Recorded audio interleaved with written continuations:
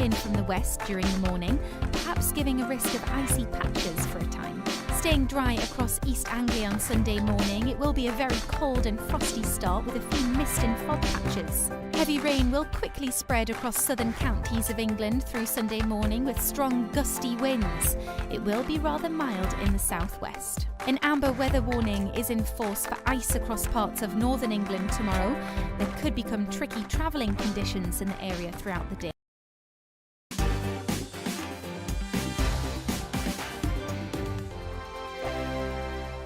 I'm Mark Dolan. Join me at 11 on GB News for Headliners, in which I'll be joined by two of the UK's top comedians discussing tomorrow's papers. If it's an important story, we'll cover it, but we'll have some fun along the way. Headliners, the late night paper review that won't send you to sleep like the others will. 7 nights a week at 11 p.m. on GB News.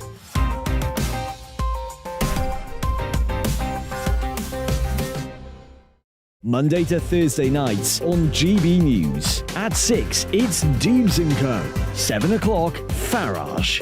At 8, join Mark Stein. And at 9, Dan Wootton Tonight, followed by Headliners. On TV, radio and online. This is GB News. Monday to Thursday, 9 p.m. till 11 p.m. Join me, Dan Wootton. I'll bring you the sharpest takes and hottest debates. Do you not believe in prison? I don't believe in prison. I'm completely stunned. I guarantee you there'll be no spin, no bias, no censorship. I actually was personally quite offended by it. And no reason to go to bed. So I guess they've always been quite woke. That's Dan Wootton Tonight on TV, radio and online. Monday to Thursday from 9 p.m. till 11 p.m. on GB News. The People's Channel, Britain's news channel. Join me, Lawrence Fox, on GB News. Frank, fun, fearless, and sometimes serious. Much as I love a Friday night punch-up, what I really want is a battle of ideas. I want to look at things differently. I want to hear different voices and engage with your unique experiences.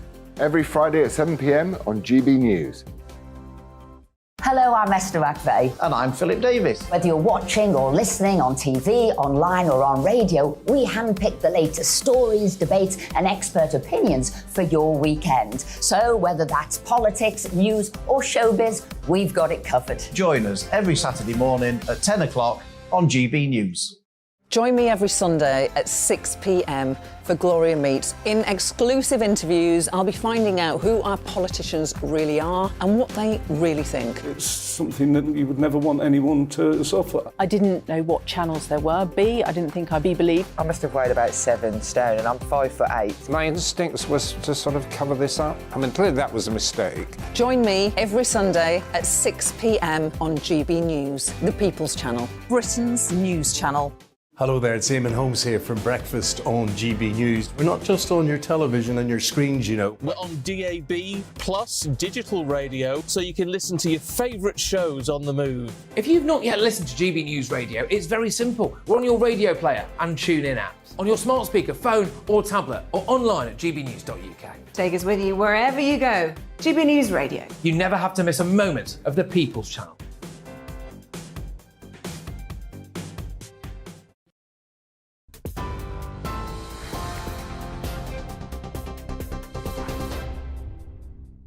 Hello, welcome back. I'm Bethany Elsey here to bring you up to date from the GB newsroom.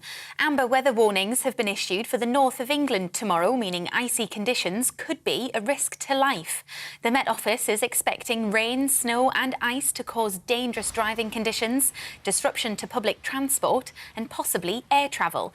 Yellow weather warnings are in place for most of the UK, with winter conditions expected to cause further travel disruption. With Border Force staff and ambulance drivers set to strike in a few days, the government has been forced to mobilise the military to staff vital public services. Officials say they're preparing 1,200 soldiers to back up its personnel. These include 600 ambulance drivers and a further 150 people providing logistical support. While unions are blasting those plans, they warn the armed forces can't replace highly trained ambulance workers and expect the service to run as normal. Ambulance crews in England are due to walk out for 2 days on the 21st and 28th of December in a row over pay, while Border Force guards will take industrial action from the 23rd to the 31st. Nurses are threatening to escalate their industrial action in the new year if the government fails to break the deadlock over pay by next week. The Royal College of Nursing warns it could impact a greater number of hospitals and scale back support for non-emergency services if further action goes ahead. They're demanding ministers must respond within 48 hours of Tuesday's walkout. And the RMT union is accusing Westminster of being the odd one out in the long-running pay dispute with rail workers after deals have been agreed in both Wales and Scotland. It's as 40,000 staff in England continued with a fourth day of strike action this week, crippling Network Rail services and 14 other rail operators. The Department for Transport is urging the RMT union to reconsider their position. A woman who was injured in a crowd crush at the Brixton O2 Academy has died. 33-year-old Rebecca Ikumalo from Newham in East London was injured when ticketless fans tried to force their way into the music venue. 2 other women, aged 21 and 23, remain in a critical condition in hospital. And police in Avon and Somerset have issued a safety warning after several calls about children playing on frozen lakes. The warning follows the deaths of 4 boys who fell into a lake at Babs Mill Park in Solihull nearly a week ago. Hundreds of people turned up for a vigil this afternoon in memory of them. You're up to date on TV, online and DAB+ radio. This is GB News. Now it's time for Headliners.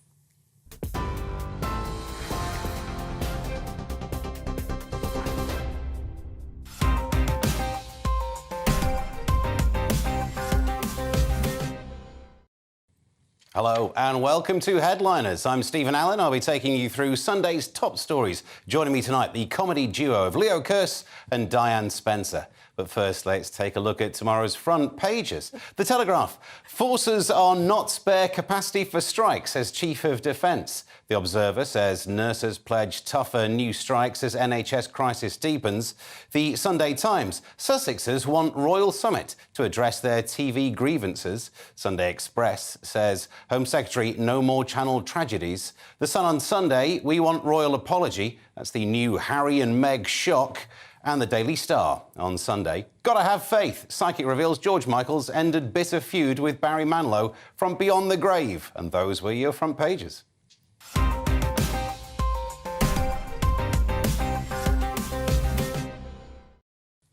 try and make sense of some of that then. Let's start with the front page of The Observer. Leo, what are they going with? So The Observer is leading with nurses pledging tougher new strikes as the NHS crisis deepens. So they say if they don't get what they want, they're going to have new strikes in January, and these ones are going to be even tougher. There's going to be less generous support inside hospitals. Apparently, the strikes at the moment are like they will help you a bit if you're dying. They won't just completely. They're saying no. Like if you come back in January, you're dead. That's it. And there's going to be more hospitals and more nurses taking part. The government's counter.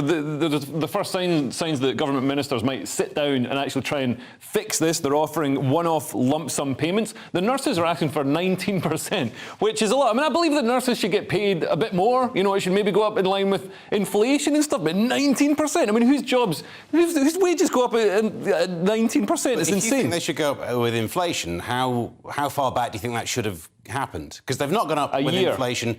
But why didn't they go up with inflation the year before?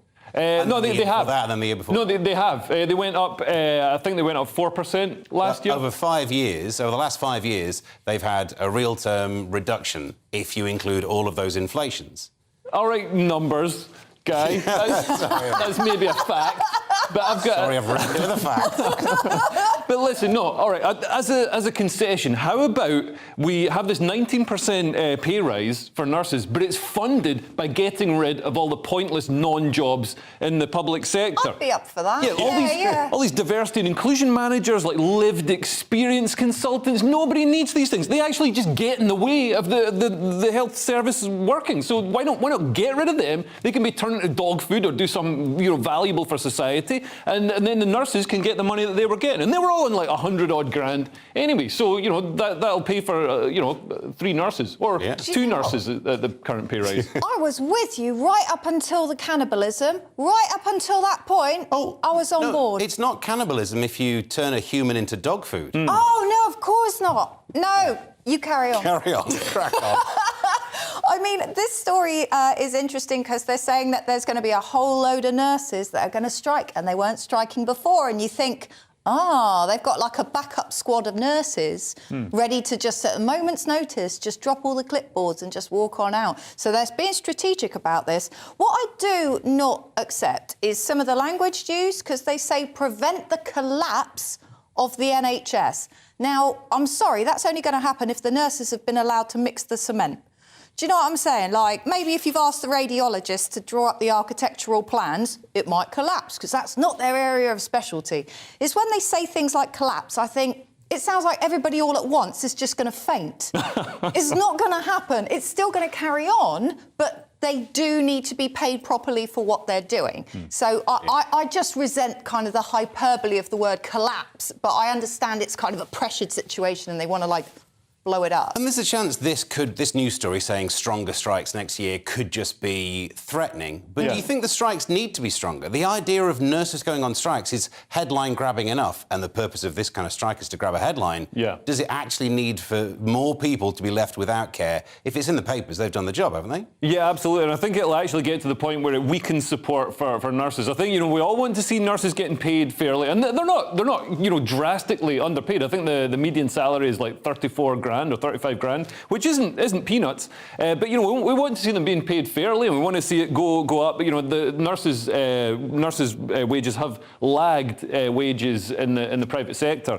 But, I mean, if they're just going to, drop everything and let people die, people are going to be like, well, why am I paying my taxes for this NHS that doesn't even keep me alive? I want to not pay that tax, and instead I'll pay it to private medical care, who will keep me alive because I just paid them. We miss the good old days of when the people stopping you getting to hospital were oil protesters rather than people working in the NHS. Yeah, absolutely. Simple time. Anything else on the front page of The Observer? Yes, they've also got that story, say the Tories are at risk of a right-wing insurgency, a donor warns. At risk, I'd have thought a right-wing insurgency is exactly what the Tory party needs. Can maybe steer it away from the far left. At the moment, ex-donor. Ex-donor. Yeah, because he has decided that he is going to not make any more donations until the party steers itself into the correct lane. Why doesn't he just donate to the Labour Party, considering that's exactly what he wants? I mean, there's very little difference between Keir Starmer's Labour and the Tories at the moment, because the Tories are so far left and Labour are so far right. I think nobody's voted for a lot of the things that are happening right now. Nobody voted for a really short-term energy policy that's left us all at half-mast, and nobody voted for mass immigration. So there's a lot of things. Sunak, nobody voted for him. Exactly. Slightly the problem is that everyone in the last election voted on one issue. It was almost a one-issue election. So the logic is no one voted for all the other issues. Yeah. We need another election? Yeah. Yeah. Good luck, Gabe. It'll be fun. And everything we do. We'll see how many people on Facebook can get angry at us. Okay. Speaking of angry, let's turn to the Sunday Telegraph. Now, Diane, what's on the front page of the Telegraph? OK, so on the front page, the big headline is forces are not spare capacity for strikes, the Chief of Defence says. Now, I agree with this, because obviously they're talking about, we're going to replace people with up to 2,500 troops are going to be brought in to replace, for example, striking ambulance drivers. Now, they get called out to all sorts of strange things. And the last thing that you want is a terrible combination of somebody who's having a schizophrenic episode and who turns up to help them, somebody who's got PTSD from their time in Afghanistan, and then they both end up screaming at the moon together. It's not necessarily... That's like a worst-case scenario. Very much so. We went out on a limb for the worst-case scenario. But I'm just saying that, that they are not trained to do that job. They're trained to do other things. Like, yes, they're trained to provide medical assistance. If you happen to have a bullet lodged in your shoulder, brilliant. Great time to do that. Great time, brilliant. Hey, let's up the gun crime. We're not very good at that. Let's bring some of that into this country. But, the whole point of this article, I know I'm being very silly, is that bringing in the armed forces, you can't just say, the nurses are on strike, because that's what Steve Barclay, the health secretary, is doing. He's going, don't worry, we're going to deploy the armed forces. Excuse me, sir, but they're doing other things. They've actually got a job that they want to do. Although we're not at war at the moment. Are we? Oh, no, we're doing special military exercises. We're training a lot of Ukrainians. Ukraine. Yeah, we're doing that because we like special military exercises. But what is interesting is that in this article, it highlights that the standard wage for a soldier, and bear in mind a soldier who cannot go on strike, like they are not allowed to go on strike. And they get shot at. Is at the rank of private is £21,424. So you're saying we should have them all the time instead of the nurses and make a lot of money? Well, the paramedic that they're going to be standing in for would be paid, for example, £27,000 pounds. But maybe the argument is that both of those numbers are too low. If I were to be shot at or had to go and save people's lives, the amount of stress I'd have in both situations, I'm not sure that money would cover. Yeah, and I think a paramedic in London probably gets shot at a bit more than somebody in the army. I mean, there is an argument to be made that we should let this happen because previously, when the army's come in to help the NHS, it's actually resulted in better working practices because the army come in and say, oh, no, we can do it like this. Look, you don't need 3 people to change this light bulb. You know, we can do it a bit sharper. So there might be some long-term benefit from this. That's a pretty optimistic look. But also, I love this. Dr. Adrian Boyle said, what I worry about is little old anxious ladies sitting at home going, oh, I mustn't bother anyone by seeking help. You know, so he's worried that people won't seek help when they should. That's maybe 20 years ago that would have happened. Now we're a nation of completely entitled, so entitled. We're just used to having this NHS that, why should I bother? Why should I bother keeping myself fit? The NHS will look after me. Oh, there's something, I'll just phone up the NHS. And now everybody just leeches off the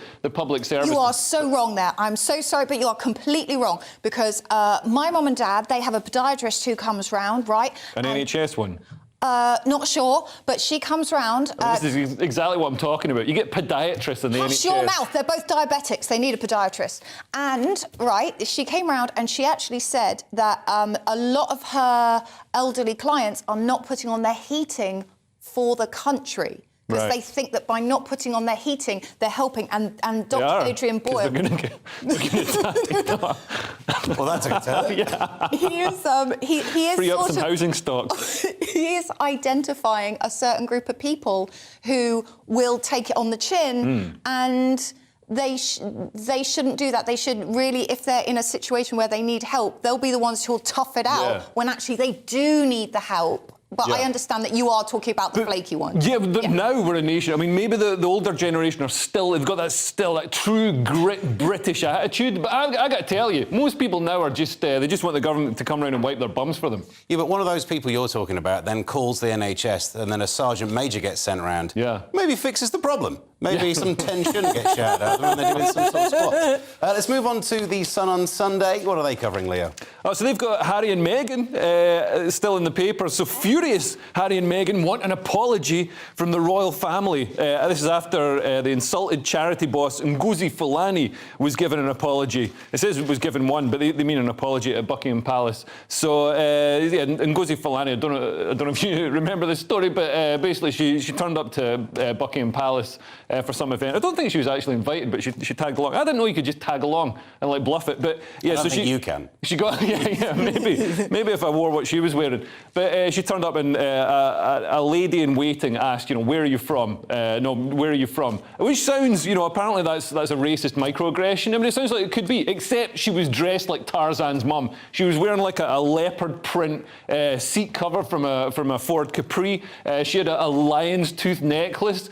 She was dressed like the most racist fancy dress costume I can imagine Prince Harry wearing when he was from Little Britain. Yeah, absolutely. I mean, she couldn't have been more... She looked like she walked out of a 1950s comedy movie with this depiction. She might as well have been, riding a hippopotamus and had a shield with feathers on it. It was an absolute nonsense. She should have apologised for culturally appropriating African wear, because she's like, oh, no, I'm from Hackney. What are you talking about? Well, except she didn't say that, but, she is from Hackney. It's like, well, why are you dressed like that then? It's not a fancy dress night. But anyway, so she should have apologised, not the Lady Hussey, whoever asked her where she's from, because that seems like a legitimate question when you're dressed like your from somewhere else. But the second thing is, so Harry and Meghan want an apology. I don't know if you watched that really boring 6-part documentary, but some of the stuff in it, he's like, oh, my brother screamed at me. It's like, yeah, it's a brother. He's supposed to scream at you and punch you in the face. Is this what brothers do? Well, what sort of, you're not in an accounting firm. It's a family. It's a royal family. Of course you're all going to scream at each other. Have you seen it? I watched one episode, but it was so boring. Oh, my God. I tried to watch it, but after the first 5 minutes, I thought, I want to just shoot the pianist. All it was just this tinkly piano music. I was like, I can't deal with this piano music all the way through. I can't believe that you're allowed to watch one episode and still come on it. I watched all 6 because I thought I had to, in case someone said, oh, that thing in episode 5. Yeah. 6 hours of my life I spent watching that. Did you watch it at normal speed? Yeah, I did, like a fool. I should have realised. I skipped through half of that. Man alive. Yeah.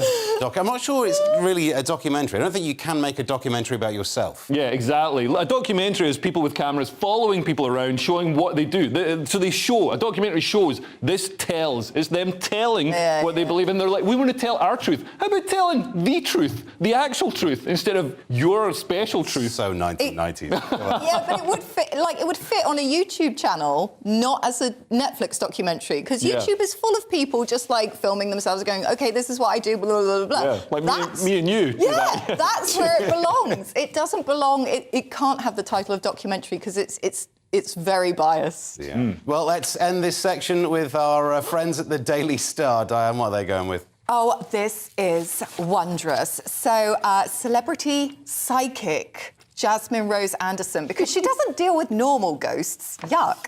Celebrity psychic Jasmine Rose Anderson has been talking to George Michael, and he's been telling her everything from beyond the grave. He is having the last laugh over Barry Manilow's Last Christmas lawsuit. So essentially, his iconic Christmas hit managed to reach the #1 spot back in 2021, and now it's reached... oh, no, wait.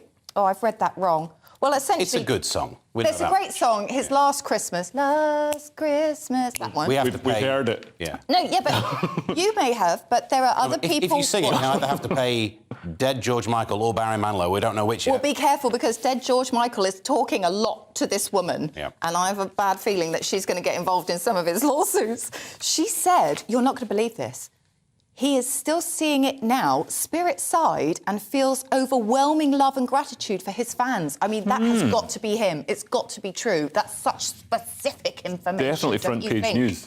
Yeah, I mean, it's so crucial. George is apparently hopeful as well, because when you're dead, you can still have ambition, that his classic single will top the charts once again this year. I think she might have shares in it. Yeah.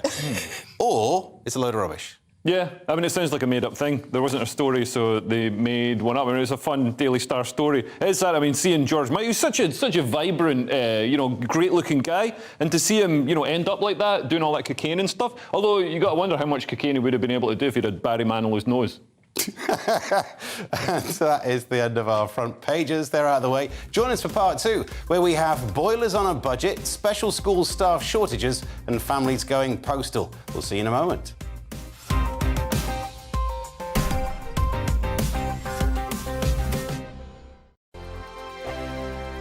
We are GB News, and we'd like to say thank you to each and every one of you for bringing us your conversations, for helping our great nation find its voice. We are here for you on radio, television, and online, across England, Scotland, Wales, and Northern Ireland. It's not the BBC, you actually get your facts right. We are proud to be GB News, the People's Channel, Britain's news channel. Monday to Thursday, 9 p.m. till 11 p.m. Join me, Dan Wootton. I'll bring you the sharpest takes and hottest debates. Do you not believe in prison? I don't believe in prison. I'm completely stunned. I guarantee you there'll be no spin, no bias, no censorship. I actually was personally quite offended by it. And no reason to go to bed. So I guess they've always been quite woke. That's Dan Wootton tonight on TV, radio and online. Monday to Thursday from 9 p.m. till 11 p.m. on GB News. The People's Channel, Britain's news channel. Hello there, it's Eamon Holmes here from Breakfast on GB News. We're not just on your television and your screens, you know. We're on DAB plus digital radio, so you can listen to your favourite shows on the move. If you've not yet listened to GB News Radio, it's very simple. We're on your radio player and TuneIn apps, on your smart speaker, phone or tablet, or online at gbnews.uk. Take us with you wherever you go. GB News Radio. You never have to miss a moment of the People's Channel. Join me every Sunday at 6 p.m. for Gloria Meets. In exclusive interviews, I'll be finding out who our politicians really are and what they really think. It's something that you would never want anyone to suffer. I didn't know what channels there were. B, I didn't think I'd be believed. I must have weighed about 7 stone and I'm 5'8". My instincts was to sort of cover this up. I mean, clearly that was a mistake. Join me every Sunday at 6 p.m. on GB News, the People's Channel. Britain's news channel.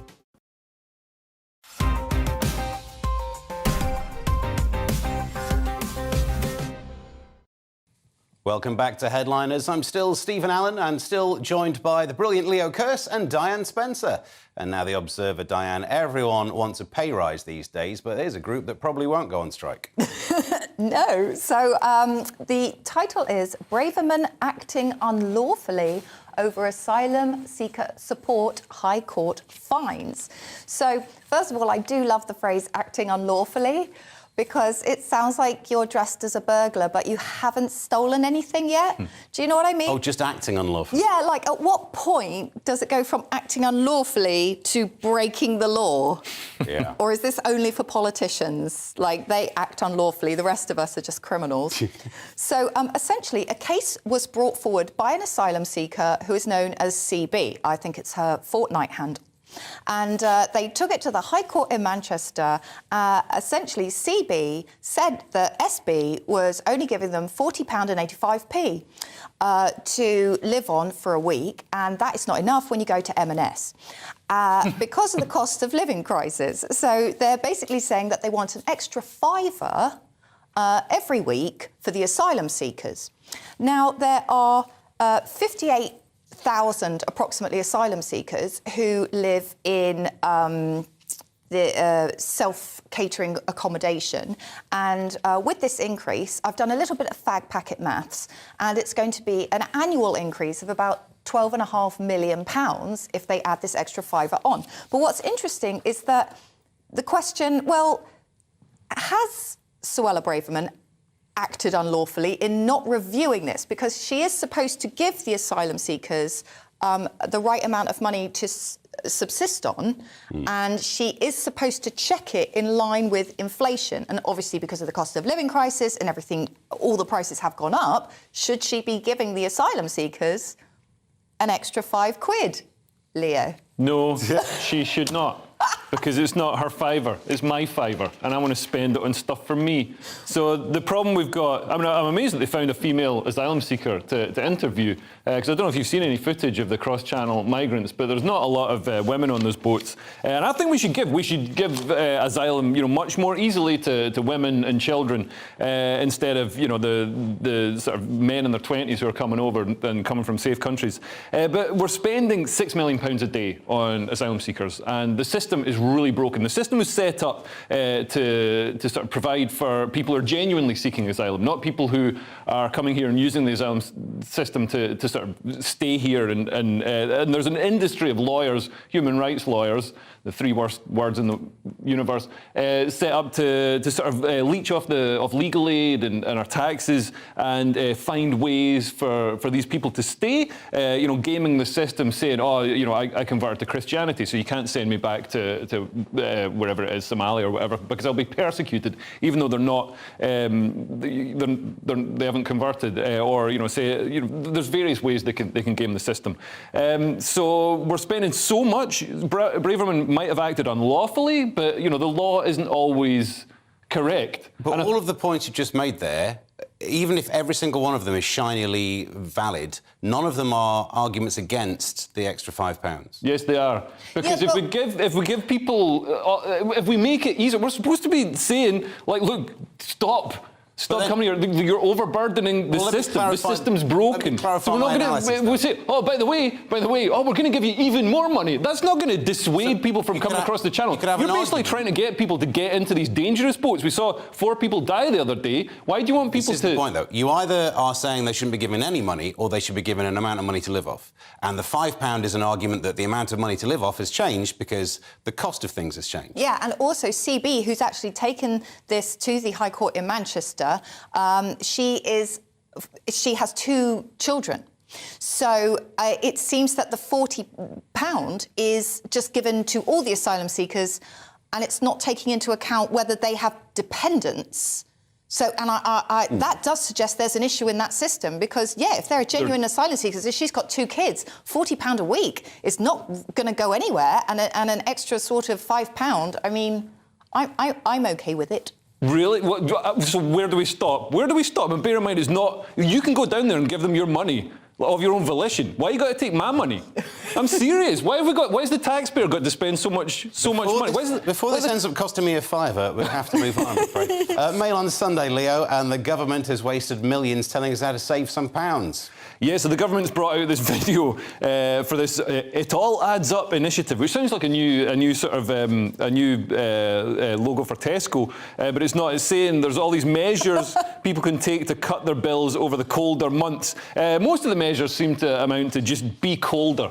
Be cold in your home and you'll save money. So it's like... Should we watch the video? Yeah. If you want a good laugh, have a look at this. Definitely turn that off. What? I unplugged that.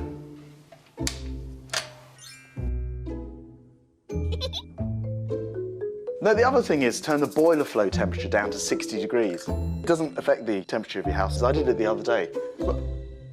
What?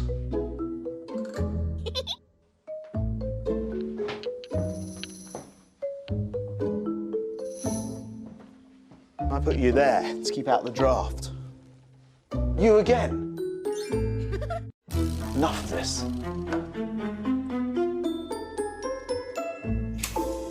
This winter, there are a number of different things we can do to lower our bills and keep our homes warmer, like switching off appliances at the wall, reducing the boiler flow temperature, and using low-cost draft protection. It really does all add up. On GovUK, you can find out exactly how to insulate your home. A lot of the measures are not actually very expensive. Does that really add up? Does it all add up? Well, it's a bit hypocritical of them to say that we should cut corners when they've clearly spent about, £250 million on that video. Yeah, but what I also don't like is the fact that Grant Shapps, well, whatever, he, has this X Factor ego and he thinks that he needs to be in all of these videos. It's like, dude, stop it. Yeah. I want you to do your job. If you need to send a message, do what other people do. Get, Patrick Stewart or, get some star, get Benedict Cumberbatch to actually go around the house. And why is it shot on somebody's iPhone? It looks to save money. It looks like a horrendous self-tape. It's so bad. I like that they've done it homemade, and it is genuinely homemade. It's not the sort of homemade that's meant to look homemade. This is genuinely done for nothing on a mobile phone. I quite like that. Interviewing people have been going around to his house in Hatfield all day, and it's embarrassing, isn't it? In the video, there's a bit where it shows you the light switch and then whatever the next thing was, and then it shows you the dog, and I'm like, he's going to eat the dog. That's how he's going to save money this year. Where it's fur. Yeah, and the idea, all day he's been doing interviews about if you actually turn your boiler down from maximum to 60, it's actually more efficient. No one knows this. If you look on a boiler, the little bit where it says 60, it says eco. Yeah. What kind of an idiot doesn't realise that eco is more economical than max? And also, everybody knows that eco means no fun. Eco means horrible. Eco means it's not doing the job that it's supposed to do. It means it's not going to wash the clothes. Yeah. When you have eco on the washing machine, you're like, that's not going to come out eco mode on a car is always go slow. Smell, but will be warm. The Observer, Diane, and here's a pun that'll take some explaining. The teachers want us to send them more money. Send. Hey, nice. Special educational needs. There Lovely. So the title Didn't mean to call Steve that. Schools crisis. Schools crisis in England as special needs staff quit, quote, in droves, end quote, overpay. Now, I have quite an issue with this hyperbole. It's like flocks of special educational needs teachers. Like you can imagine just platoons of them leaving. So essentially, a company that provides, as far as I can tell, special educational needs assistance has done a survey that suggests that their company needs to be given more money and work because there aren't enough special educational need assistants, teaching assistants in the education system.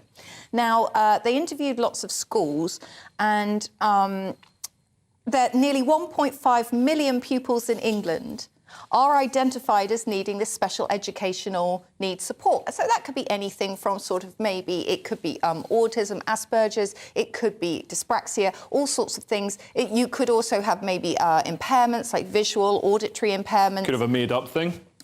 Or you could have a very real thing that does need some help. But the issue it's funny, is, everybody's got one these days. How come nobody had one in the 80s?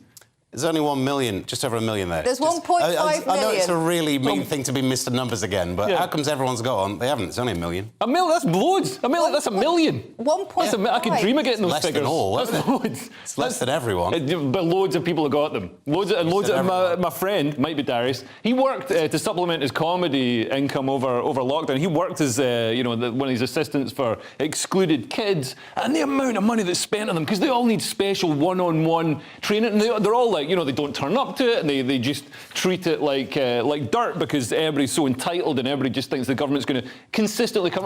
Basically what I'm saying is we need to bring back punching the kids in the face or whipping them or whatever used to happen, the birch, the cane. Well, I mean, when I was a secondary school teacher, I did work with teachers who provided teaching assistants that worked with the kids with special educational needs. You're going to say hit them in the face? Yeah, I mean, I could have hit them in the face. I feel my teaching career would have been cut slightly short. Although it was drama, so we were allowed. But there is an issue, like, because some kids get what's known as an educational health and care plan. I think that's what you were referring to just there, where they get a legal entitlement to one-on-one support. Legal entitlement. But what's quite interesting is that there are some councils who aren't giving the correct amount of funding to the schools. Nice.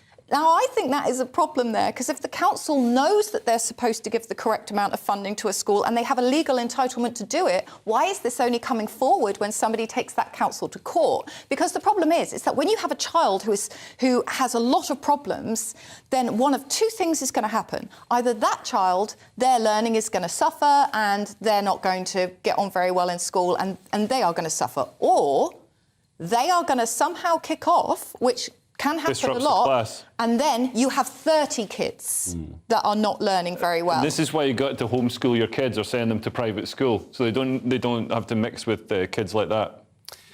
Moving on to the Independent, Leo getting actual, not this Leo, getting actual political power. If it is you, that's a terrifying thought. Yeah, so the Fine Gael, this is in Ireland, the Fine Gael leader Leo Varadkar has replaced Fianna Fáil leader Michael Martin as the Taoiseach as part of a deal within the coalition government. Basically, we've got this sort of rotating deal since the election in 2020. They sort of share the premiership and they change every few years. It's great. It's not without some controversy. So Varadkar has made some comments about housing. So there's a huge housing crunch in Ireland. It's like the whole country is London. So the cost of housing, privately rented housing, is shooting through the roof. They don't have enough houses. People are actually, Irish people, young Irish people have been saying they're emigrating. Obviously, Ireland has, historically had a huge issue with people leaving the country. Half the population left. So people are saying we're leaving, and he criticised them. He said, "Oh, they'll come back," and he said, "Oh, it's not that bad. It's like it's the same or it's worse in other places. It is worse in London, but if you're in Berlin or whatever, it's actually a bit cheaper." But what's interesting is for 100 years, both of these parties have sort of shared power. It's always been Fine Gael or Fianna Fáil, and they're both fairly centrist, maybe slightly right-leaning governments. But now Sinn Féin, which started out as the political arm of the provisional IRA, so proper sort of terrorism, run by people who've killed people. People actually, ministers and people in charge of, taking part in murders and kneecappings and things like that. Well, they're within reach of power. They got 37 seats at the last election. That's just one below what Fianna Fáil won. And they've sort of they've done, the other parties have done sort of deals, slightly duplicitous deals, what's claimed by Sinn Féin, to keep Sinn Féin out of power. But it looks like at the next election, Sinn Féin could actually get in. And Sinn Féin, they've sort of moved away from the kneecapping. That's not a key policy anymore. And they're more sort of left-wing and healthcare and education stuff, which... let's move on to the Express. Diane, 'twas the night before Christmas, and thanks to price hikes, not a creature was stirring because everyone's on strikes. That's lovely. Thank you. So the title is Royal Mail urges staff to bring family to work to, quote, save Christmas, end quote, amid strike threat. This, to me, is really bad. Like, the Royal Mail are encouraging the people who are coming to work to now bring their children, their mothers, their fathers, just bring anybody you can find. We need somebody to go through all this mail. But I'm sorry, I kind of agree with the Communication Workers Union spokesperson who said Royal Mail are risking serious security risks by bringing in completely untrained randomers, my favourite word, with no experience to plough through your Christmas post. I have this impression in my mind of people picking up the envelopes and going, all right, that's 20, I'm keeping that one, right? No, 5, no, 10. Do you know what I mean? The problem is that this is because of the strikes, but I think it's highly inappropriate to tell people to bring their families to work because, they are going to pay them the same amount as agency staff, but this is not the way to solve it. That concludes part 2. Part 3 is where Trump gets in trouble, Oliver Twist gets twisted, and Shakespeare gets racist. Goodness me. We'll see you after the break.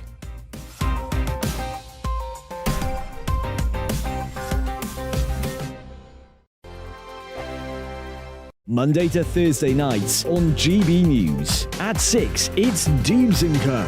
7 o'clock, Farage. At 8, join Mark Stein. And at 9, Dan Wootton Tonight, followed by Headliners. On TV, radio and online. This is GB News.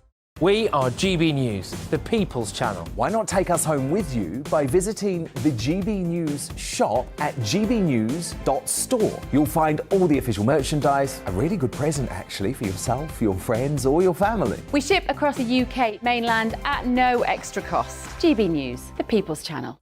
Here on GB News Live, we'll be keeping you in the picture, finding out what's happening across the country and finding out why it matters to you. We'll have the facts fast with our team of reporters and specialist correspondents. Wherever it's happening, we'll be there from 12 noon on TV, radio and online. GB News, the People's Channel, Britain's news channel. Monday to Thursday on GB News, it's Bev Turner Today from 10 a.m. We're going to be here for you, our GB News family, to keep you up to date, but also make you smile. There's a guy who went from puberty to adultery. And I can't wait to bring a few of my own opinions. I have no time for cultural totalitarianism. We'll engage in passionate, but always polite debate, with your thoughts and opinions at the centre of it all. Only on GB News, the People's Channel, Britain's news channel. Hi there, it's Stephen and Anne. At breakfast from 6 a.m, you'll always be caught up with everything you need to know, the latest headlines, opinions and debates. We'll bring you the good news and the bad, but most of all, we're here for you. Remember, send in your views and let us know what you would like us to talk about. That's because we're your news channel. And every morning at 6 a.m, it's breakfast on GB News.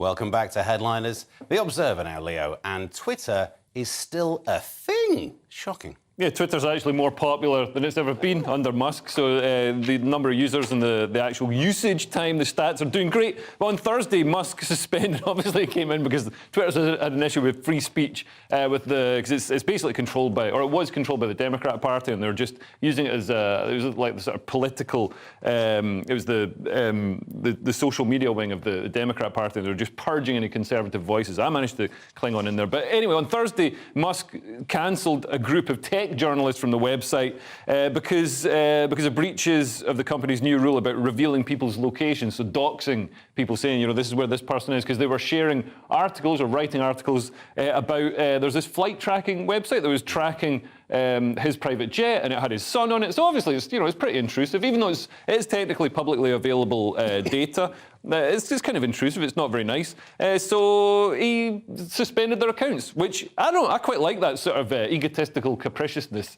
I like having a king instead of a committee, making all these terrible rules. But he's decided he put polls up saying, should I lift the suspensions? And people voted and said yes, you should lift the suspensions. So he's put the journalist back on. See the tweet there? It's so yeah, allergic to tweets, obviously.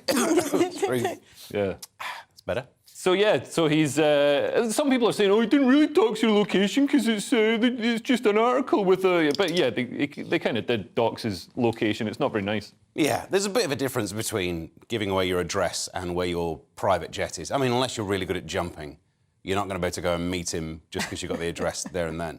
Yeah, but you go on a jet yourself. But I think it's the sort of intrusion, the sort of movements of his family. I think I think he'd be fine with himself, but when it's his son.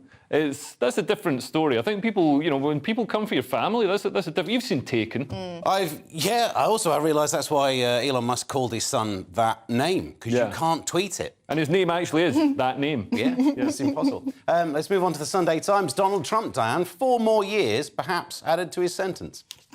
So Donald Trump may face Capitol riot charges. A US Select Committee is preparing a vote on calling for the Justice Department. I really don't know how America works. America just sounds very sort of convoluted and confusing. So they have to prepare a vote about whether they bring criminal charges. I mean, in my mind, you've either done something wrong or you haven't. Why are they voting for this? So the charges are going to be insurrection, which, as we all know, is one of his top greatest hits, obstruction of an official proceeding, They Stole the Vote, one of my favourite songs, and conspiracy to defraud the US government. But I don't know if that includes all of the stuff he nicked from the office, all the files that were found at Mar-a-Lago. I don't know if He's taken work home because he's a very diligent, hard worker. I think he should be applauded for putting in some overtime when he could have been those went in office, and at least he's going to get round to them at some point, like a magazine on a coffee table. Yeah, and also, I mean, they're saying, oh, he spreads these conspiracy theories about, the political machine persecuting him. It says the political machine as it persecutes him. I mean, this really plays into the sort of martyr narrative of politically motivated persecution by the state apparatus. But it will be fun if they do charge him. Imagine the TV will get out of that. I think it'll be the worst thing they could do. I mean, he's already on the way out, so Ron DeSantis is 23 points ahead in the polls. Well, what's quite interesting is that every single candidate that Trump endorsed did not do well. So the Republican Party is sort of acknowledging that he is not necessarily the big vote winner that he was.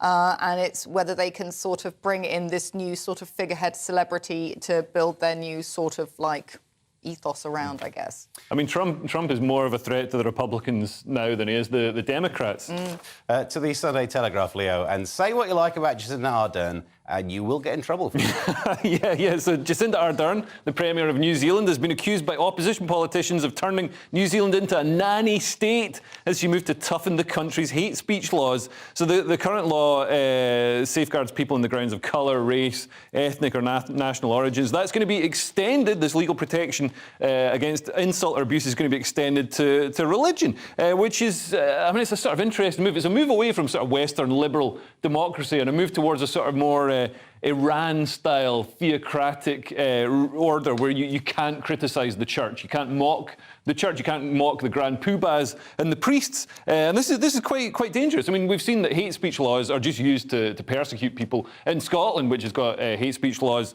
Sturgeon used it to purge Joanna Cherry from the front bench, one of her political rivals. She was purged amid accusations of transphobia. Anybody who speaks out against the SNP's ideology or policies. So Marion Miller, who's gender critical, she was persecuted by the police. Never resulted in charges, obviously, but they can actually send people down. Also, everybody breaks hate crime laws. Even Miss Ardern herself. She said he's such an arrogant something after being questioned in Parliament. That's gendered hate speech, so she could be arrested under her own law. Well, the current law only safeguards people on the grounds of colour, race, ethnic or national origins. Gender's not mentioned, sir. And also, free speech has always been impossible in New Zealand. I lived there for 4 years, and in order to talk, you must actually keep your mouth very still. You cannot have any kind of free speech because your mouth is not allowed to move. So they can't have free speech because all their vowels are just one. You're only somewhere between an E and an I. No, it's more like a. Nice. Then Sunday Telegraph, Diane, and if you're tired of all of those stories about art being edited to make it less offensive, you'll love this. Oh my gosh, this story is amazing. Shakespeare's Titus Andronicus altered to make characters appear more racist. So most plays, you know, they say, oh, go woke, go broke. Well, no, Shakespeare's going to go far right and try and make lots of money off it. Essentially, people are saying, oh, no, well, you're using language. They're saying that the director of the new production, Jude Christian, told The Telegraph the racism in the play is masked by Shakespeare's language, and his language was English. So we need to take off the English, but it's Old English, you see. I can see your argumentative face coming. I don't understand a word of Shakespeare, so... Now, the issue is that there's a lot of racism in this play, and they refer to a guy as a Moor. But this, they're going to swap this for the word black. Now, I don't think that's appropriate. He's not from Nigeria. Well, yeah, but Moor actually could have been African, Middle Eastern or Spanish. So, if anything, you need to swap the word black for BAME. Or you need to actually go full pelt. And why are you only... Steady. Yeah, no, I know where you're going with this, but don't worry. You need to go full pelt, pick your racial slur and stick with it. Because if you want to make a point, make a point. Yeah. This is only a half-hearted attempt to make a point. And I get it. It's because they want to generate some interest. But I think it's very interesting. I thought this was a great story. Imagine the ego. Until I got to the end when I realised it was like... And I know this sounds weird coming from me. It's a new all-female production. And I was like, wait a minute, which point? Go with one point at a time. Like, are you going with the all-female point or are you going to go with the racism point? Like, because... Leo, I imagine hearing that it's more racist, but then hearing it's an all-female cast, you're torn. Gonna see it? You're not going to see it. No, I mean, I just think, imagine the ego of the person who thinks, oh, you know what, Shakespeare didn't know what he was saying. We need to rewrite this. I'll know. I can clearly show what he actually meant. It's like, no, Shakespeare knew what he was doing. Everybody knows what he's saying. This is, you know, they're trying to say that he wasn't communicating effectively. Ironically, this is going to turn the play into another heavy-handed lecture about race when, you know, they're removing any sort of any nuance or any of the actual history. Need for the actors to act. Yeah. Fascinating stuff. After a short breather, we'll have the final section where we discuss awkward body language, conspicuous drug dealing and gropey bosses. Sounds like the GB News Christmas party. I'll catch you in a minute.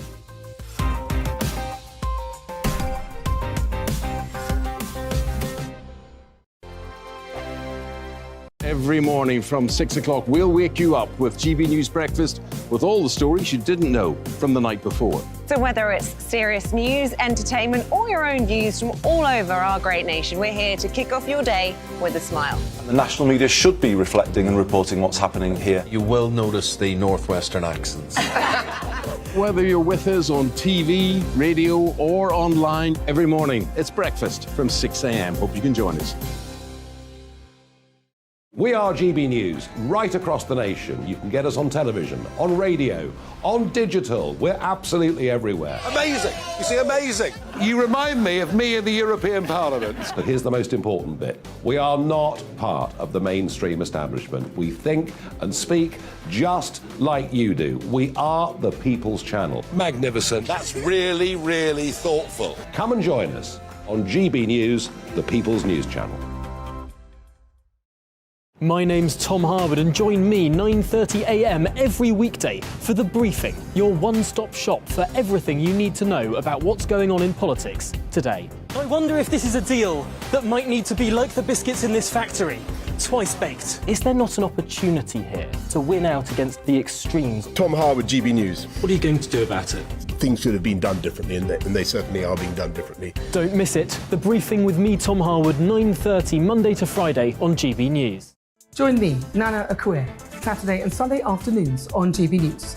Expect fiery debate and passionate discussion as me and my panel tackle some of the biggest topics hitting the headlines. It's a place for everyone's opinion. No one gets cancelled, but no one gets an easy ride. Oh, she's on it today! Be ready for conversations that are fierce, frank, and of course, fun. Every Saturday and Sunday afternoon from 4 p.m. on GB News, the People's Channel.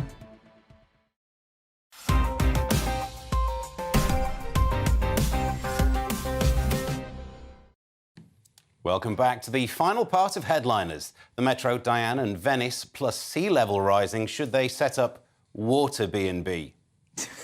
I don't get it. So, it's not worth getting. Venice could be saved by global warming, according to new research. So there's this interesting idea of something called a cold oscillation phase. Essentially, it's saying that when water gets colder, obviously it takes up less space, and when water is hotter, it takes up more space. And the phenomenon could actually reduce the risk of flooding. Now, Venice is obviously built on sea level, so any kind of minute changes in the sea level is going to have a risk to Venice. But apparently, the waters around Venice seem to be quite cool, and because of this coolness, they're not spreading as much as they would, so Venice might not be sunk as quickly as they think it will. And what's causing the cold oscillation that's saving Venice? Climate change. Climate change. It's always, has anybody ever, any scientist ever uncovered a bad thing that climate change does? It all seems to be good. It makes Britain warmer. It makes Venice less underwater. Yeah, but It feel that much warmer this week. Yeah, but also when the heat is hitting the planet somewhere else and the water heats up somewhere else, we might get Venice. We might lose the Maldives. Like, there might be a payoff Venice there. is lovely.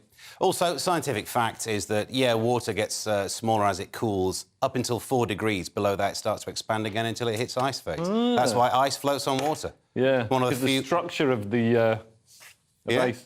Yeah, because the hydrogen bonds mean that you get hexagonal stacking. That's right. So, on to the Sunday Times, Leo, and the Lord moves in mysterious ways, a bit like this priest driving. So this priest in Spain has blamed his car crash on wine drunk at Mass, which I don't think is an excuse. You can't be like, oh, no, I'm over the limit, but wait, it was Holy Communion wine. It's like, it doesn't matter. You're still over the limit. That's the law. I'm surprised he didn't try and blame it on Brexit. That's what a priest in the Church of England priest would have done. Oh, it was Brexit's fault. Oh, it's because we didn't let in enough asylum seekers. Oh, I'm not a real religion anymore. I'm just like the Liberal Democrats. Oh, the Archbishop of Canterbury's great, even though he covered up for a paedophile in Liverpool.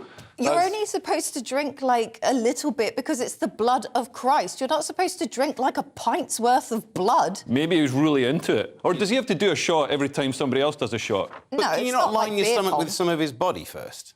Yeah, you have, like, a cracker, which is his body. But it's like one of those Space Invaders sweets. It's like a tiny wee thing. It's not going to absorb anything. He's having lots of wine. You want a bit of ravioli. Let's move on to the Mail on Sunday, Diane, and a shocking story about drug dealers on a train. The shocking part is there was a train running? Yeah, but they were on drugs, so we're not sure if the train was running. It could have just been a hallucination, just a really good bus. So dopey drug dealers are caught on train when shocked commuters spot them counting out tablets. Now, I'm sorry, but I've seen so many different things on trains. I wouldn't be surprised if I saw somebody counting out drugs. I'd just be like, are you selling those, sir? I mean, the only reason why they got caught is because they weren't counting them out into one of those little pill boxes that says MTW. on it. If they had one of them, nobody would have bothered them. But these two are idiots. What's pregabalin? The drugs people take these days are like, they also made up pregabalin. I don't know what that is. Pregabalin. I've never heard of that. I mean, they had 35 And spice. Valium tablets. You could very easily say, no, those definitely for me. Yeah. 35 Valium tablets. I'm surprised there wasn't a drug replacement service running. Don't even know what that means. Rubbish. It's a pun that somehow works, and yet no one, science can't understand how. Yeah. The Mail on Sunday, Leo, and hugging at work. It's wrong unless you're a sex worker, isn't it? Yeah, I think. No, then it's even more wrong, surely. Yeah, don't they say like no kissing or something? No kissing, no hugging. Yeah. No hugging? Yeah, surely not. I mean, I'm not experienced in this way, but surely you can start with a hug, haven't you? Yeah, how do you know? Well, anyway, let's. They hugged in Pretty Woman. We all have friends in that industry. So a British mother has sparked a furious online debate after revealing she was uncomfortable with how touchy-feely her boss was at work. So she was on Mumsnet. She said that her newish, not British manager had taken to hugging her colleagues in the office. Obviously, she got lambasted for being deeply racist for describing this person as not British just because they weren't British. Which, you know, describing facts is now a racist thing. So somebody recommended that she said to the boss, UK working culture is more reserved and we aren't a touchy-feely bunch. But in the response to this, somebody said, please don't do this. You'll be dragged in front of HR in no time for the cultural comment racial version of mansplaining, which is probably absolutely true. What's interesting is different countries, they've done a survey of how much different countries sort of touch each other if people meet for coffee or whatever, and I think in Brazil they touch like 280 times in an hour, and in Britain they touched 0 times. Yes. Yeah. Success. Number one. My kind of people. The only thing we should be talking about hugging at work is if there's a self-defence course. So that if someone tries to hug you, you know how to turn shoulder, and you go for the neck. Go for the neck is how you should do it. Well, that's all we have time for. Thank you loads to my brilliant and funny guests, Leo Kearse and Diane Spencer. We will not be hugging after today's show. Thank you very much. Headliners will return tomorrow at 11 with Leo Kearse in the hot seat, being joined by Kerry Marks and Francis Foster, who will then possibly be you three doing a gig afterward. We're doing a gig on the 20th and the 21st. Me and Francis are gigging in Stafford and Leicester. We'll see you tomorrow. Good night.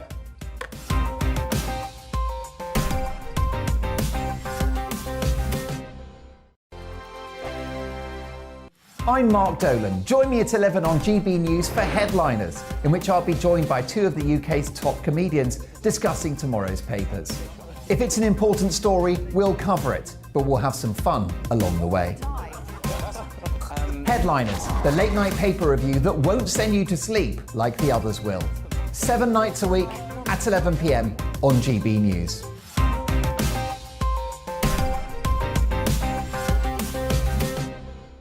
Hello, I'm Michelle Dewberry, and you can join me every weekday 6 till 7 on Jubes and Kerr. Me and my panel will get stuck right into the day's events, and I can tell you, in fact, I can warn you, expect some robust debates, some strong opinions and perspectives from both sides of the fence. It's about you at home as well. I love to read out all of your comments, or at least as many as I can. So join me, Michelle Dewberry, Monday to Friday, 6 till 7 on Jubes and Kerr. I'm Mark White. As GB News Home and Security Editor, I cover those key issues that are so important to you. Our authorities, our communities doing all they can to combat violent crime. With the public services under unbearable strain, why are we still failing to control our borders? Defence, the first priority of any government, has been continually hollowed out. Can we trust our politicians to protect the armed forces? Join me, Mark White, on GB News. We are GB News, the People's Channel. And right across the United Kingdom. You can find us on Sky Channel 512. Virgin Media Channel 604. Freesat Channel 216. Freeview Channel 236. And YouView Channel 236. You can also take us with you on DAB Plus Radio. With the GB News app and at the website gbnews.uk. We're absolutely everywhere. Come join us on GB News, the People's Channel, Britain's news channel. Join my show Farage, 7 p.m. till 8 p.m. Monday through Thursday, and there you will get opinion, analysis, debate, and I'll cover stories that nobody else dares to touch. You've been cancelled. Join the club. Oh my goodness me. And then for the last 15 minutes, talking pints. We're over a drink. We have a civilised conversation with someone. We very often disagree, but we do it in a grown-up way. Come and join me on Farage. Monday to Thursday on GB News, it's Bev Turner Today from 10 a.m. There's never been a more interesting but also critical time in British politics, and I can't wait to bring you the biggest stories of the day with the best factual accuracy and also a few of my own opinions thrown in. We'll engage in passionate but always polite debate with your thoughts and opinions at the centre of it all. Monday to Thursday, 10 till 12 on TV, on radio and online.